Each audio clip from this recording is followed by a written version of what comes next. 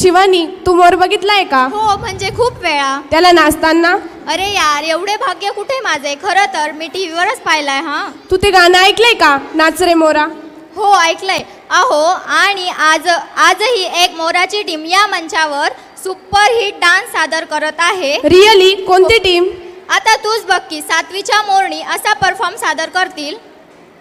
पण इथे पाऊस नाही पडणार. पडेल की, पण या प्रेक्षकांच्या टाळ्यांचा जोरदार टाळ्या होऊन जाऊन द्या 7वी अ च्या विद्यार्थ्यांसाठी, ज्यांना मोलाचे मार्गदर्शन केले आहे श्रीयुत गायकवाड सर व पुंडल सर यांनी.